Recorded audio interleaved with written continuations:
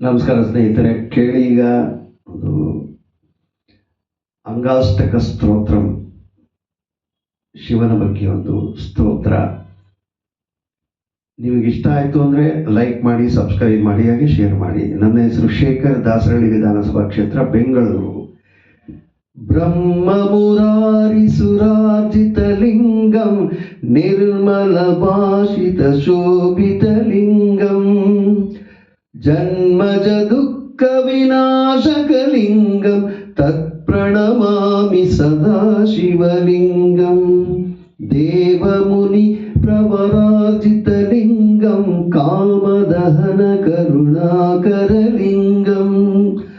ರಾವಣದರ್ಪ ವಿನಾಶಕಲಿಂಗಂ ತತ್ಪ್ರಣಮಾಮಿ ಸದಾ ಶಿವಲಿಂಗಂ ಸರ್ವಸುಗಂಧ ಸುಲೇಪಿತಲಿಂಗಂ ಬುದ್ಧಿವಿವರ್ಧನ ಕಾರಣಲಿಂಗಂ ಸಿದ್ಧಸುರಾಸುರವಂದಿತಲಿಂಗಂ ತತ್ಪ್ರಣಮಾಮಿ ಸದಾ ಶಿವಲಿಂಗಂ ಕನಕಮಹಾಮಣಿಭೂಷಿತಲಿಂಗಂ ಪಣಿಪತಿವೇಷ್ಟಿತ ಶೋಭಿತಲಿಂಗಂ ದಕ್ಷಯುಸುಯಜ್ಞ ವಿನಾಶಕಲಿಂಗಂ ತತ್ಪ್ರಣಮಾಮಿ ಸದಾ ಶಿವಲಿಂಗಂ ಕುಂಕುಮಚಂದನಲೇಪಿತಲಿಂಗಂ ಪಂಕಜಹಾರ ಸುಭೂಷಿತಲಿಂಗಂ ಸಂಚಿತ ಪಾಪ ವಿನಾಶನಲಿಂಗಂ ತತ್ಪ್ರಣಮಾಮಿ ಸದಾ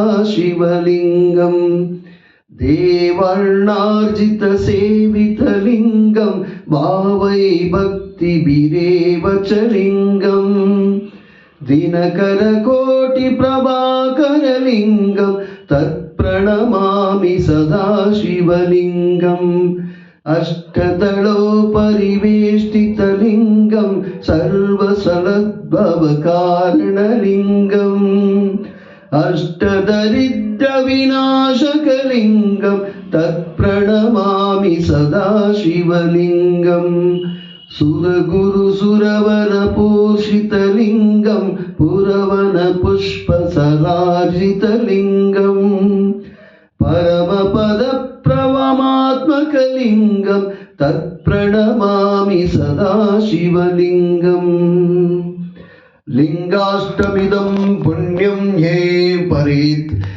ಶಿವಸ್ಕಂದದೈಧೋ ಶಿವಲೋಕಮಾಪೋತಿ ಶಿವನೇ ಸಮಾದತೆ. ಧನ್ಯವಾದಗಳು.